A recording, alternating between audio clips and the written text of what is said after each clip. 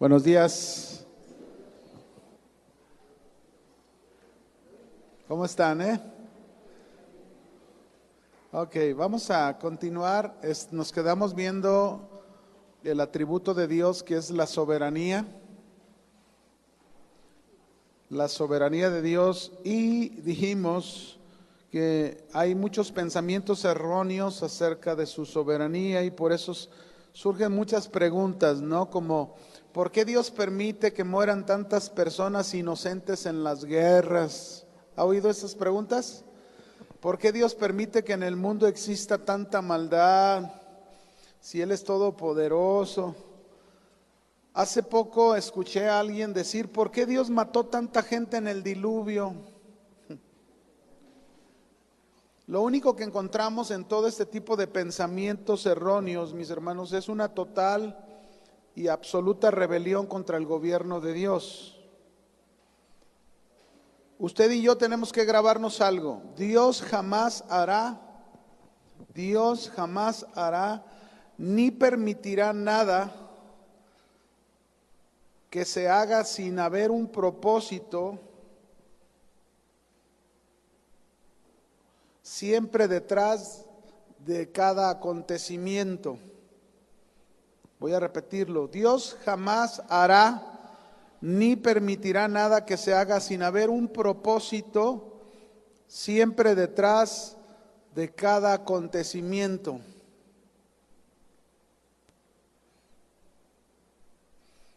Como en la pregunta esa de que por qué Dios mató, inclusive alguien decía por ahí que está corriendo seguro este pensamiento y decía, Dios ha matado más gente que el diablo. Imagínese, qué tremendo, ¿no? Nosotros sabemos que el diluvio fue un juicio de Dios contra el pecado del hombre. El pecado del hombre siempre será juzgado. Por eso la oportunidad para que el hombre cambie su pecado ha sido ofrecida por Dios a través de su Hijo Jesucristo, que vino a dar su vida por nosotros. Pero el hombre rechaza eso y bueno, va a haber un juicio final que va a ser más terrible todavía, ¿no? Y no es que Dios mate a la gente, es que la misma gente es quienes nos exponemos a esa condenación por no recibir el regalo de Dios. El mejor ejemplo, mis hermanos, para entender que Dios jamás va a permitir nada que se haga sin haber un propósito en cada acontecimiento, es el sufrimiento de nuestro Señor Jesucristo. Que detrás de toda aquella maldad descargada sobre Él, Dios cumplió su propósito de salvar a los hombres. Amén. Ese es el mejor ejemplo que podemos tener de la soberanía de Dios. Ahora, tenemos que entender que hay dos maneras de ver la soberanía de Dios. ¿En cuál te encuentras tú? Hay dos maneras de ver la soberanía de Dios. La primera,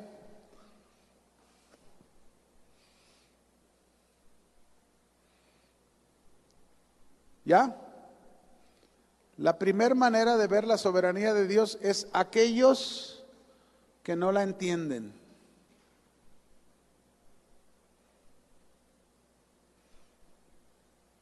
Aquellos que no la entienden, sean inconversos o ignorantes de la verdad.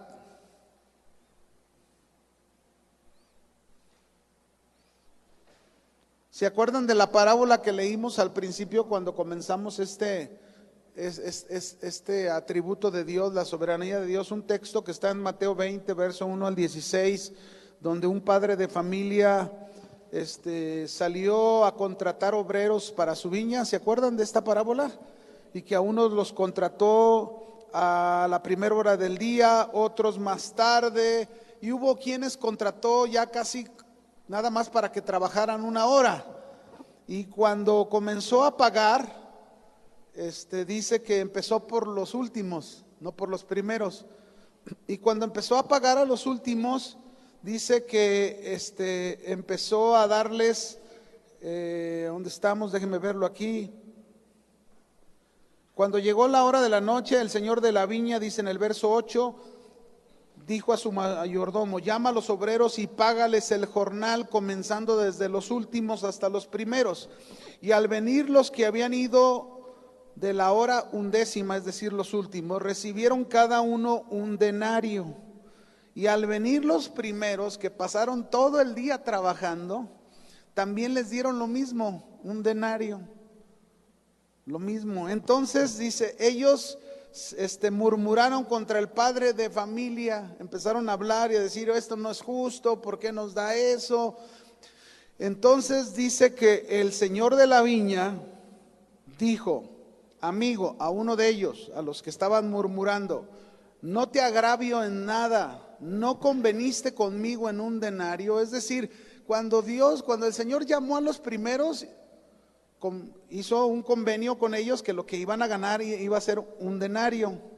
Cuando llamó a los últimos, no hizo convenio, nada más los llamó a trabajar y les pagó un denario. Y entonces estos dijeron: ¿por qué? Bueno, tú y yo llegamos a un acuerdo y te estoy dando lo que acordamos, entonces no te agravio en nada. Le dice: ¿no es lícito hacer lo que yo quiero con lo mío, o tienes envidia tú porque yo soy bueno? Es decir, que ya el dueño de la viña dio de más a los últimos porque él era bueno, porque él quiso ser misericordioso y dio eso a ellos. Y ahí es donde Dios muestra su soberanía. Ahora, con lo que estamos diciendo, ¿qué pasó con estos hombres? No entendían la soberanía de Dios. Cuando nosotros decimos entender la soberanía de Dios, es entender que el señorío y el de la decisión de todas las cosas, ¿quién es? ¿Quién? Si Dios permite que pases por algo, puedes decir: ay, yo no quiero eso. Podrás decir. Tenemos que aprender, mis hermanos, la soberanía de Dios, mis hermanos, lo único que debe producir en nosotros los cristianos, los que comprendemos lo que es la soberanía de Dios, lo único que debe producir en nosotros es sujeción y obediencia. ¿Qué debieron haber hecho aquellos que trabajaron desde el principio y se les dio lo que habían convenido? Obedecer, es todo. Ya me pagaron lo que acordamos, y si él quiso dar más, pues es su decisión del patrón, ¿no? Así de simple. Pero en el mundo, mis hermanos, siempre va a haber gente enojada, siempre va a haber gente que cuestiona, siempre va a haber gente que murmura de Dios por una u otra cosa. Siempre va a haber gente que va, si perdió un ser querido, ahí vamos a encontrar. Si porque tuvo un bebé deforme, ahí va a haber problemas. Alguien que supo de que violaron y abusaron de tal persona, ahí va a haber murmuración. Porque lo perdió todo en una manera repentina, siempre va a haber el hombre quejándose. Pero la gente, mis hermanos, lo hace porque vive lejos de Dios, sin conocerlo. No pueden ver, no pueden entender cómo una situación en la soberanía de Dios siempre tiene propósitos, ¿qué? Divinos. Les voy a poner un ejemplo. Digo, para aquellos que siempre murmuran de Dios, de todas las cosas. ¿Cuántos se enteraron del tsunami que pasó? No el que hubo hace poco otra vez en Indonesia, que también hubo muchos muertos, pero el tsunami que sucedió años atrás, que fue un tsunami que lo anunciaron y murieron más de 300,000 personas, y yo creo que hasta más, porque muchas veces pues no se llega a contar el total, pero murieron, según en lo que se tiene de conteo, más de 300,000 personas en ese tsunami. Ahora, yo en una noticia, fíjese bien, yo pude ver en una de las noticias que un bebé de 9 meses que estaba en una colchoneta de su cuna, pasó 3 días en alta mar en la colchoneta. ¿Me puede explicar cómo eso es posible? ¿Alguien me puede explicar? ¿Cómo es posible que un bebé, pues el simple movimiento del bebé y se hunde o se cae de la colchoneta, pero 3 días pasó en alta mar este bebé? Salió en las noticias cuando estaban entregándole el bebé a los padres. ¿Quién creen que detrás de esto se encontraba? ¿Quién? La soberanía de Dios. Esa es la soberanía de Dios con un propósito que nosotros los hombres deberíamos de entender. Tristemente pasan cosas como eso y la gente, ¿qué estuvo diciendo la gente? La gente decía, es que tuvo mucha suerte el bebé, es que es un bebé con muchas vibras buenas. Pero lo que menos piensan es en Dios. Lo que menos piensan es que ese bebé sobrevivió con un propósito divino. ¿Sabían? Ahora déjenme contarles otro caso. Un joven amigo de nosotros, hace años, mi esposa y yo le veníamos compartiendo la palabra de Dios a ese joven. Un día este joven no nos hacía caso, no entendía. Un día este joven se fue de pachanga, de fiesta con sus amigos a un pueblo, a una población, no sé cuánto tiempo de aquí de Guadalajara. Usted sabe, pues jóvenes sin Dios, jóvenes sin Cristo, pues venían bien tomados. Cuando venían de regreso a Guadalajara se impactaron contra un tórton. Todos murieron. El único que quedó con vida fue este joven. Fue el único que quedó con vida, con fracturas por todos lados si tú quieres, pero sobrevivió a aquel impacto. Una vez que se recuperó, nosotros volvimos a hablar de él y le hablamos de la soberanía de Dios, del amor de Dios, de los propósitos de Dios, y que si él estaba vivo era porque Dios tenía un propósito, pero que él tenía que darle una respuesta a Dios, él tenía que entregarle su vida al Señor. Ahí está la soberanía de Dios. En todo ese tipo de situaciones, mis hermanos, podemos ver cómo Dios en medio de las circunstancias, siempre con un propósito, con una circunstancia. Otro ejemplo, el hermano Pablo Hunter, ¿se acuerdan de él? Han oído hablar de él, ¿verdad? Algunos lo conocieron. Bueno, el hermano Pablo Hunter, en una ocasión, él tenía muchos problemas con sus caderas. Y en una ocasión, por los dolores tan fuertes que le dieron en su cadera, no lo pudieron atender aquí. Como él era americano, se lo llevaron a los Estados Unidos, a un hospital en los Estados Unidos, para ver lo de sus molestias. No lo podían operar, solamente le daban medicamento para bajar sus dolores. Entonces, cuando lo llevaron al hospital y lo tenían en su recámara y vino la enfermera para aplicarle lo que le aplicaban para sus dolores, ¿saben qué hacía el hermano Pablo con la enfermera? Le empezó a hablar del evangelio hasta que llorando le dijo, yo quiero recibir a Jesucristo en mi corazón. Le predicó el evangelio.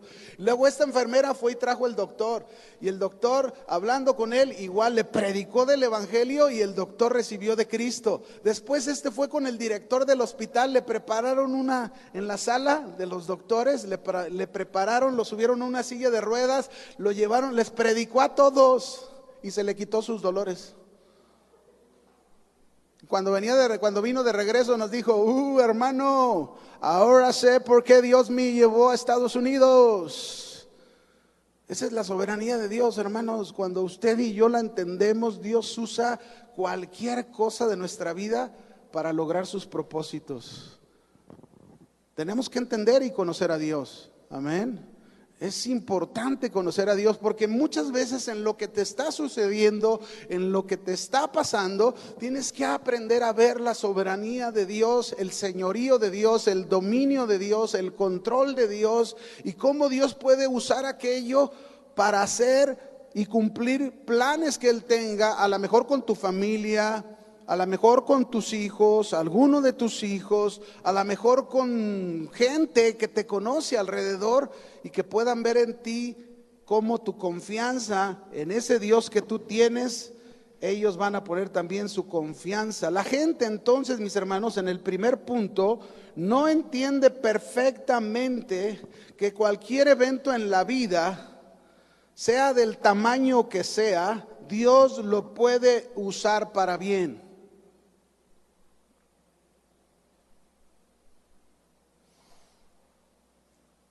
Yo sé que si les digo cuántos dicen amén, me van a decir amén.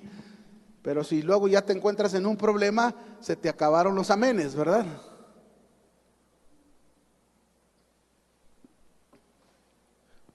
Dios usa todas las circunstancias. Imagínense Yo, por ejemplo, yo qué iba a pensar que Dios iba a usar el problema que tuve de mis ojos, la pérdida de mi vista por 4 años, que iba a pensar que detrás de aquello Dios tenía el propósito de llamarme a servirlo de tiempo completo.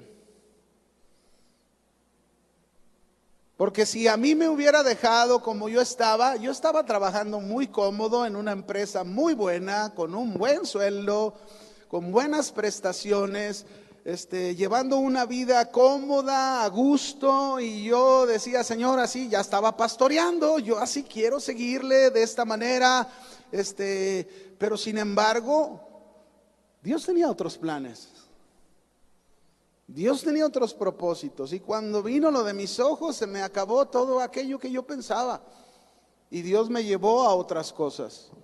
Y Dios cumplió sus propósitos, porque después de haber pasado por aquello, tanto mi esposa como su servidor, los dos estábamos listos para servir a Dios en lo que Él quisiera, en lo que Él llamara, fuera el costo que fuera, fuera el precio que fuera, porque no es fácil que tú estés muy cómodo en un trabajo, llevando un buen sueldo, y de repente Dios te llame para decir, oye, te me vas a ir allá, por ejemplo, a tal pueblo a vivir. Y a lo mejor lo que vas a ganar no se compara en nada con lo que tú estás ganando al mes. Es muy cómodo servir a Dios cuando todo se tiene, ¿o no lo creen? Pero ahí en todas esas cosas, mis hermanos, entra la soberanía de Dios que prepara la vida de cada uno de nosotros. Amén. Ahora, la segunda manera de ver la soberanía de Dios, ya vimos que la primera es no entender su soberanía por la incredulidad, es decir, los inconversos, dijimos, y por otro lado, por la ignorancia de esta verdad. Pero la segunda manera de ver la soberanía de Dios es conociendo de ella y sometiéndonos a ella. Es decir, ahora estás conociendo de la soberanía de Dios, pero también lo importante es que te sometas a esa soberanía de Dios. Romanos 8:28, ya lo hemos leído. 8:28 de Romanos dice, sabemos que los que aman a Dios, todas las cosas les ayudan a bien, esto es, a los que conforme a su propósito son llamados. Todas. ¿Cuántas cosas nos van a ayudar para bien? Las buenas y las malas. Cuando te dicen que hay una enfermedad que es incurable, y cuando tú decías yo siempre estaba bien, pero ahora ya no lo estoy, bueno, ahí es donde tú debes confiar en la gran soberanía de Dios. Amén. Ahí es bien importante confiar en la soberanía de Dios. El mejor ejemplo, ya dijimos, que es nuestro Señor Jesucristo, su sufrimiento. ¿Quién puede decir del sufrimiento de Cristo, mis hermanos? ¿Quién puede decir por qué Dios permitió que su Hijo sufriera tanto?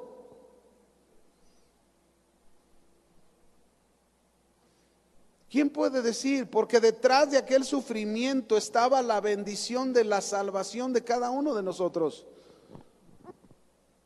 Así que la soberanía de Dios, para los que conocemos y nos sometemos a ella, no nos debe de llevar a enojarnos, ni a cuestionarlo, ni a murmurar de Él, sino a someternos, a obedecerlo, a Señor, lo que tú quieras hacer con mi vida, estoy dispuesto. ¿Cuántas veces le has dicho al Señor, Señor, haz de mí lo que quieras?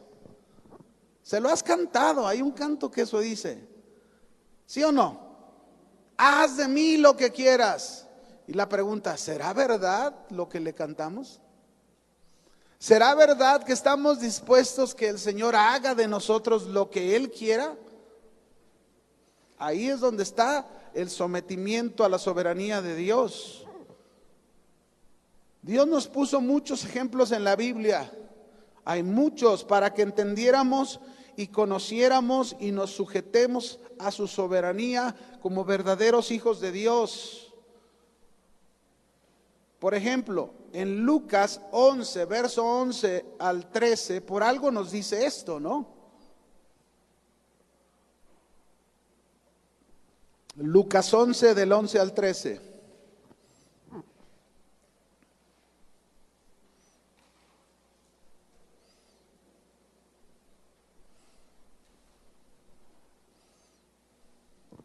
¿Lo tiene? Dice, ¿qué padre de vosotros, si su hijo le pide pan, le dará una piedra?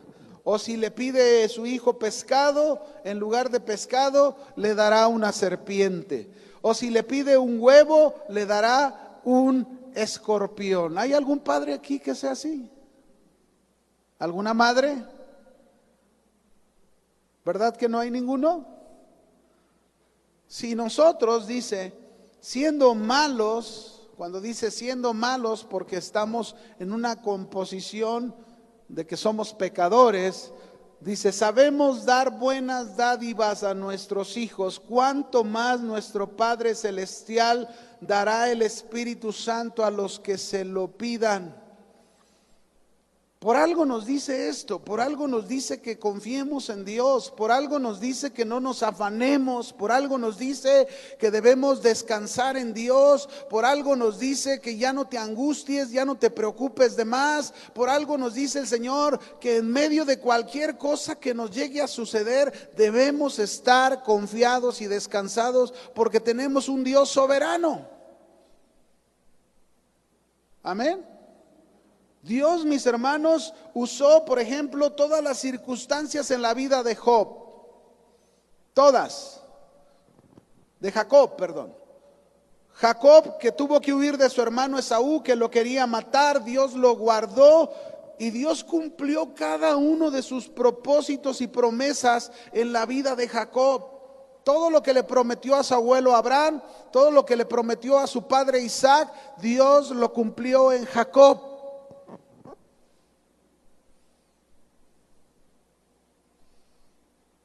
Pero Jacob pasó cosas tremendas y en esas cosas tremendas nosotros podemos ver la soberanía de Dios.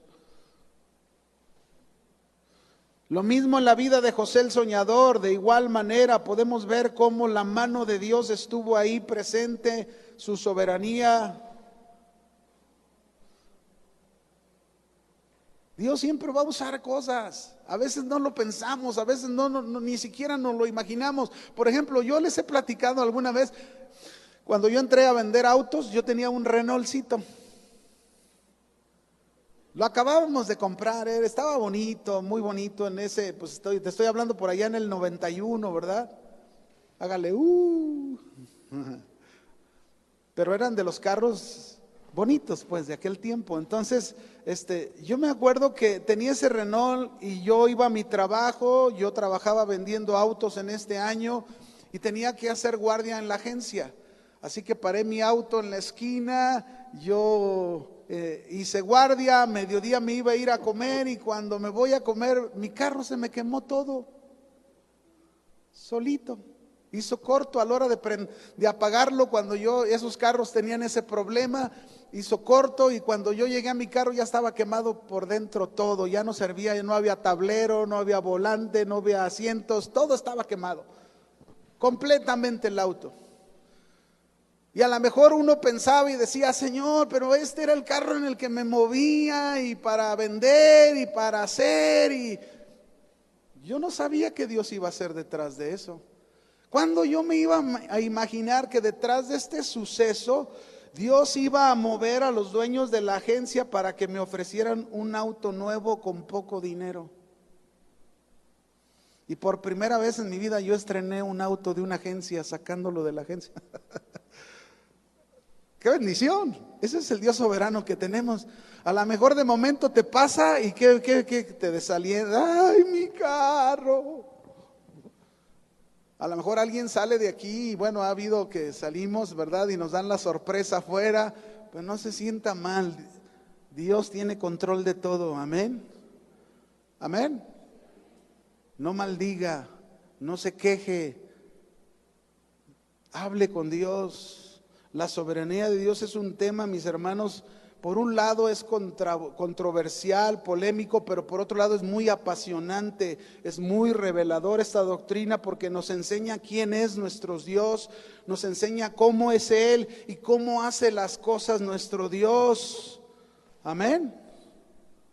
Un día oí un testimonio que me impresiona muchísimo. Un hombre estaba desilusionado de su vida. el hombre quería suicidarse, quitarse la vida, y dice que un día se le ocurrió caminar por la carretera a este hombre. Y cuando iba por la carretera pensando en quitarse la vida, de repente en un puente, ¿qué creen que se encontró en un puente? Un folleto, un simple folleto. Agarró el folleto, lo empezó a leer el folleto. Cuando terminó de leer el folleto, cayó este hombre de rodillas llorando, pidiéndole perdón a Dios y diciéndole que viniera por favor a su corazón. Ahí entregó su vida a Dios. ¿De dónde salió el folleto? ¿Cómo se iba a encontrar el folleto en ese momento?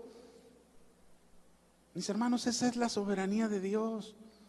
Así es nuestro Dios, así es el Dios que tenemos, que nos sorprende. ¿Quién se iba a imaginar de todos los primeros cristianos que en una persecución de un hombre llamado Saulo de Tarso, persiguiendo a los cristianos, yendo a Damasco, y en ese camino a Damasco el Señor se le iba a aparecer a este Saulo de Tarso, iba a caer de su caballo, iba a quedar ciego por un tiempo, y luego ahí él conoció al Señor?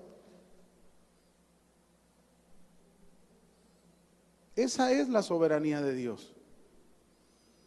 Ese es el Dios que tú y yo tenemos. Por eso tú y yo tenemos que estar confiados en nuestro Dios. O como cuando Dios escogió al rey Ciro de Persia, un pagano.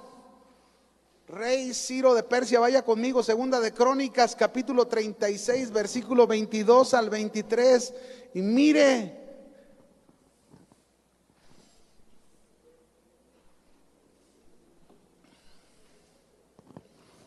segunda de Crónicas 36, verso 22 al 23.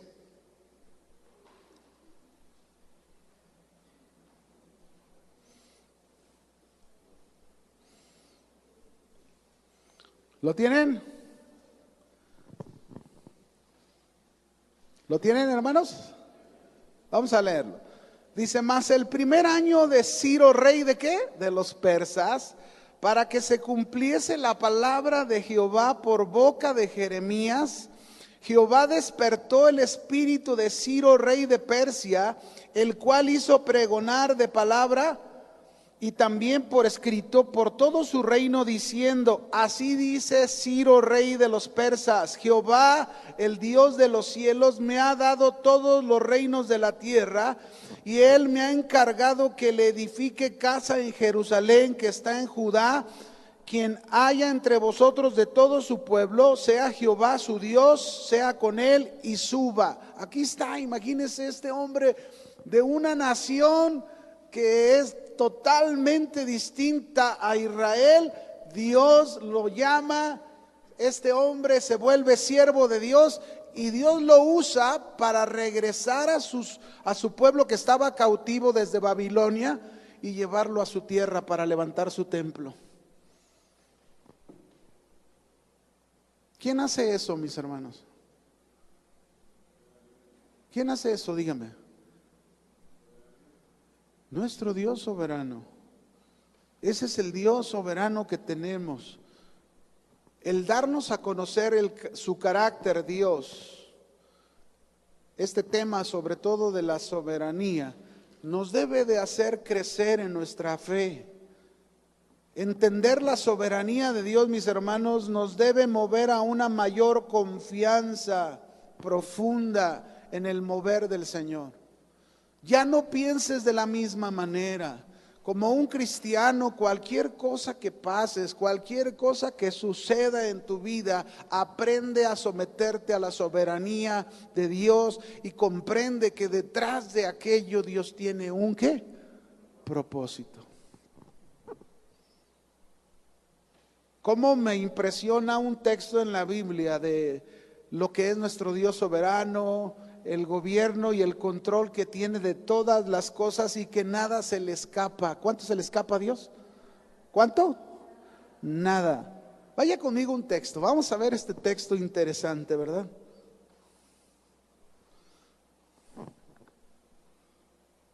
Está en Mateo 17. Por ahí usted lo puede encontrar. cuando le preguntan al Señor Jesús que si Él paga impuestos. ¿Ha escuchado esa historia? ¿Tú pagas impuestos? ¿Ustedes pagan impuestos? Y Jesús le da una orden a Pedro, ¿verdad? ¿Qué le dice a Pedro? Pedro, ve al mar y el primer pescado, acuérdense que Pedro era un pescador. ¿Qué fue a hacer Pedro al mar? Y en el primer pez que pescó, obtuvo una moneda con la que pagó los impuestos de Jesús y de él. Ahora hágase la pregunta, si usted y yo meditamos en este hecho, ¿cuándo se tragó el pez esa moneda?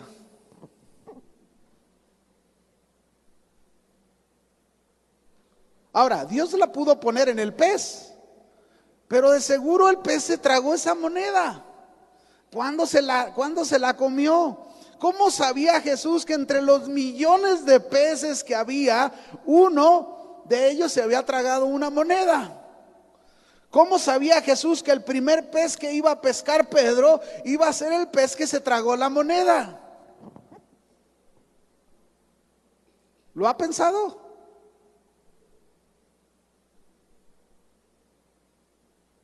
Digo, porque si pensamos en que Dios puso la moneda en el pez, pues no necesitaba mandar a Pedro a pescar.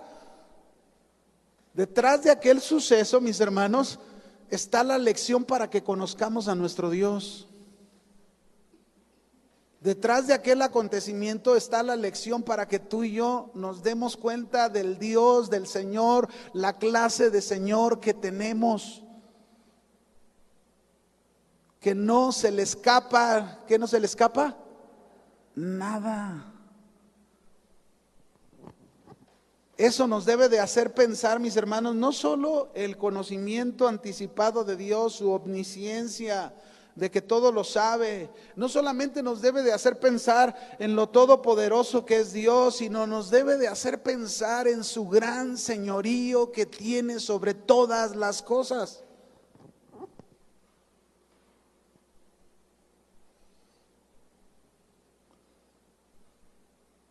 Yo nada más con un texto como este, mis hermanos, la verdad era para caer de rodillas y adorarlo. Yo no sé qué hizo Pedro, porque no nos dice la historia que hizo Pedro, porque imagínense, en el primer pez sacó una moneda, primero fue obediente. ¿Se fijan cómo hay que estar sometidos a la soberanía de Dios? Fue obediente a lo que Dios le dijo, ve y pesca un pez y ahí vas a encontrar una moneda y con esa vas a pagar tus impuestos y mis impuestos. La moneda era justo lo que tenían que pagar uno y otro. Qué tremendo, mis hermanos. O qué pensar de la historia de José el Soñador, ¿verdad? Una familia que era un buen grupo de hermanos, 10 hermanos, y venden al más pequeño, al más chico de todos los hermanos, lo venden. ¿Pueden imaginarse a la mamá? ¿Dónde está mi bebé? Porque las mamás, aunque sus hijos tienen 20 y tantos años, 30 y tantos, son sus bebés, ¿verdad? ¿Sí o no? ¡Mi bebé! Pues imagínense la mamá de José, ¿dónde está mi bebé? Y luego que se haya enterado que lo habían vendido. ¿Cómo se hubiera puesto la mamá? Sin embargo, bueno, no fue así la historia. La historia es que los hijos vinieron y le mintieron al padre, seguro le mintieron a la madre también. No, ahí no habla para nada de la mamá, pero las mamás son más preocuponas de los hijos que los papás. ¿Por qué? Por su naturaleza, ¿no? Las mamás siempre dicen, es que aquí estuvo 9 meses, ¿cómo no lo vamos a querer si era parte de nuestra vida? Y uno entiende esa parte en los sentimientos de una mamá, ¿no? Pero sin embargo, no se menciona a la mamá, se menciona al papá y cómo Jacob, que era el papá, pues le dolió porque él amaba mucho a José, porque José era el hijo de la mujer que más amaba en su vida. Y sin embargo, José, que pasó tantas situaciones tremendas, estuvo en un pozo, lo metieron a una cárcel, lo levantaron un falso testimonio contra él. Pero hay una frase en la historia de José, mis hermanos, que nos llama la atención. Siempre esta frase: y Dios estaba con José. ¿Qué dice? Dios estaba con José. ¿Qué crees que significa esto? El control de Dios, la soberanía de Dios. Tú como hijo de Dios no puedes dudar del control de Dios de tu vida. Eres hijo del Padre Celestial. Amén. Si tú, siendo malo, no descuidas a tu hijo, no le das cosas malas, ¿cómo crees que Dios es contigo? En medio de las circunstancias, Dios siempre va a estar contigo. Quiere decir que aunque lo vendieron a José, Dios estaba con él. Quiere decir que aunque levantaron un falso testimonio de él, Dios estaba con José. Quiere decir que aunque lo metieron a la cárcel, Dios estaba con él.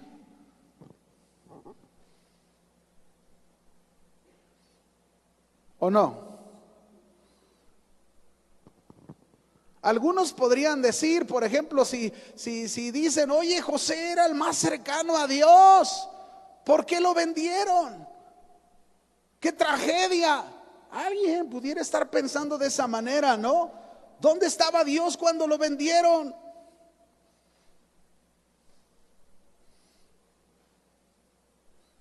Así pregúntate tú, cuando estés pasando una situación: ¿dónde está Dios en eso que estás pasando? ¿Estará lejos? Dios está contigo. Ahí está. Pero entiende, Él es el Dios soberano. Y si algo ha permitido en tu vida, es porque Dios va a usar eso que Él permitió para bien de tu vida. Amén. Porque así va a ser. O cuando aprendieron a Jesús y lo empezaron a azotar. ¿Usted ha visto alguna película de Jesús cuando lo azotaron de tal forma que lo desfiguraron? Pudiéramos preguntarnos dónde estaba Dios cuando estaban desfigurando a Jesús. Y alguien diría: pues ahí mismo, porque Él era hombre y Él era Dios. Ahí estaba Dios. Entonces estos acontecimientos, mis hermanos, nos deben de hacer entender que en medio de cualquier situación que estemos pasando, Dios está con nosotros porque Él lo ha prometido. Jesús dijo: yo estaré con vosotros todos los días hasta el fin del mundo. Ni siquiera un día dijo que te iba a dejar. Todos los días. ¿Lo crees? ¿Lo crees o no? Bueno. Ya te escuchó el Señor, ¿verdad? Escúcheme esto. Les voy a contar una historia que se me hace muy tremenda este es un hombre muy conocido, ¿verdad? Dice: una vez un pastor dijo, caminando con mi esposa, me sorprendió mi esposa que al agacharse y levantar nada menos que un rollo de billetes, eran 1,000 pesos, algo así, los puros billetes. Y entonces mi esposa exclamó: Dios me bendijo. Porque aquella esposa del pastor tenía una necesidad. Pero una mujer que iba con ellos, que les acompañaba, dijo: mira qué clase de Dios tienes. A ti te bendijo y al otro lo maldijo, al que se le perdió. Pero ese razonamiento parece lógico, mis hermanos, pero la verdad, la realidad es que no entienden por qué Dios obra de la manera en que lo hace. Nadie lo entiende. ¿Alguna vez se te ha perdido a ti dinero? ¿O nada más has encontrado dinero? ¿Alguna vez se te ha perdido o no se te ha perdido? ¿Y por qué nunca has pensado, cuando se te ha perdido el dinero, nunca has pensado que es muy posible que en ese momento que se te perdió el dinero, alguien que lo encontró, Dios sabía que necesitaba ese dinero?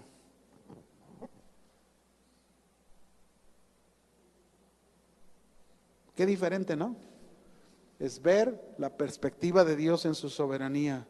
Así, mis hermanos, debemos aprender a conocer a nuestro Dios.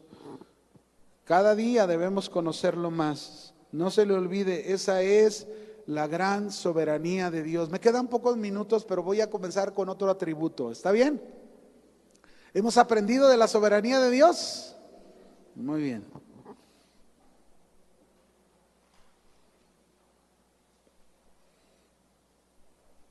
Vamos a otro atributo de relación, y el último atributo de relación del que vamos a hablar es la bondad de Dios. La bondad.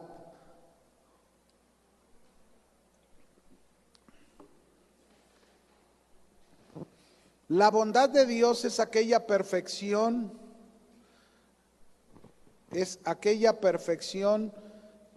que lo dispone para tratar en forma bondadosa y generosa a todas sus criaturas. La bondad de Dios, repito, es aquella perfección, estamos hablando de Dios, que lo dispone para tratar en forma bondadosa y generosa a todas sus criaturas.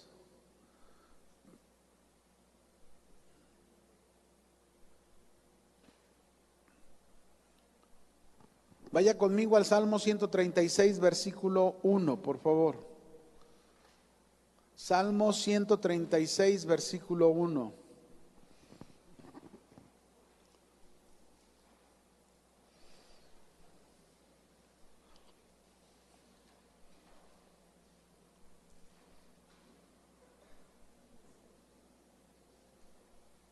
¿Lo tienen?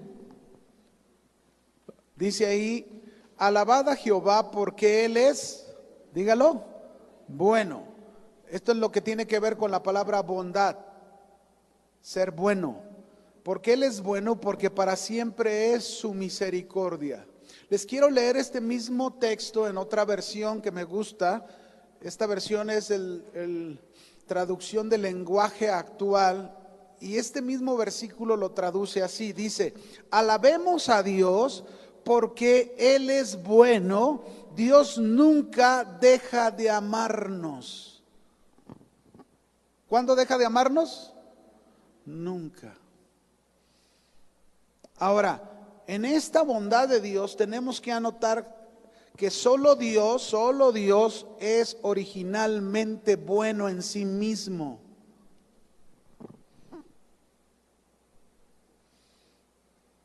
Bueno, es parte de su naturaleza. Las personas, mis hermanos, podemos tener acciones bondadosas, pero no somos totalmente buenos. ¿Por qué? Porque somos propensos todavía a pecar, pero Dios es parte de su ser. Amén.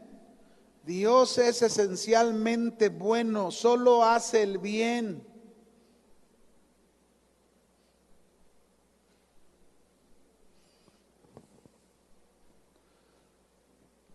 En comparación, por ejemplo, hagamos una comparación. La bondad en las criaturas de Dios, en los seres humanos, es como una gotita de agua. La bondad en los seres humanos es como una gotita de agua. La bondad en Dios es como un océano infinito. Esa es la diferencia. Nunca se compara, ¿no? Dios es bueno eternamente e inmutablemente. ¿Qué quiere decir inmutable? Que nunca va a dejar de ser bueno, nunca va a dejar de hacer el bien.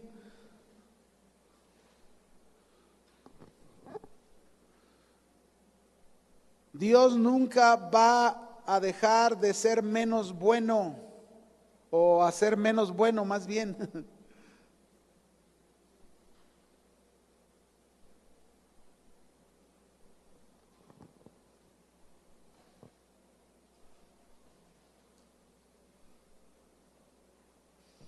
La primera manifestación de la bondad de Dios la primera manifestación de la bondad de Dios fue dar la vida a todas las cosas.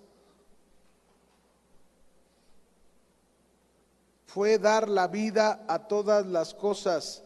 Después de haber creado todas las cosas, dice al final en Génesis 1:31, mire lo que dice ahí, Génesis capítulo 1, versículo 31, dice la Escritura, y vio Dios que todo lo que había hecho, he aquí, era bueno en gran manera. ¿Cómo hizo todo? Bueno. ¿Cómo hizo todo? ¿Eso se puede decir de nosotros que lo hemos hecho bueno todo? ¿Verdad que no? Si recordamos todo lo que hemos hecho, diríamos, híjole, aquí me falló, aquí me equivoqué, aquí cometí este error.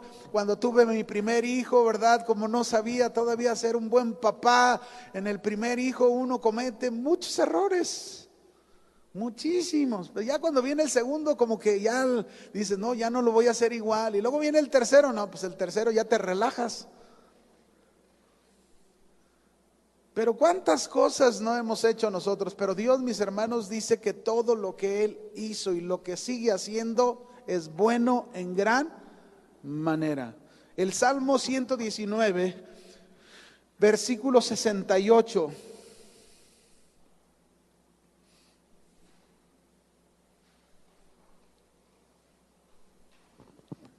Voy a leerlo en otra traducción del lenguaje actual, y yo creo que con este vamos a terminar por el tiempo. Salmo 119, versículo 68. Dice, tú eres bueno, en esta versión así lo dice, traducción del lenguaje actual, tú eres bueno y haces el bien, enséñame a obedecer tus mandamientos. Ahora, si nosotros, mis hermanos, aquí nada más como una aplicación, pensáramos un poco, si Dios es bondadoso, la bondad de Dios que estamos hablando, Dios es bueno, Él siempre hace el bien. Por algo en la Escritura, Dios nos invita a nosotros como sus hijos, como seguidores de Cristo, nos invita a que hagamos el bien al prójimo. Tú vas a encontrar en el capítulo 12 de Romanos, en el último versículo, que te dice, vence con el bien el mal. Él es un Dios bueno, bondadoso y sabe lo que dice, por eso nos lo está diciendo. No es para cuestionar y decir, Señor, es que tú no conoces cómo es fulanito y que ya hemos tratado. No, deja de decirle así a Dios. Dios lo sabe todo más que tú. Por eso te está diciendo, vence con el bien el mal. Así de simple. No compliquemos el evangelio, hermanos. Amén. Obedezcamos a Dios, sometámonos a Dios en cada uno de sus atributos, porque esa es la naturaleza del Dios que tenemos. Que Dios le bendiga, mis hermanos. Aquí nos vemos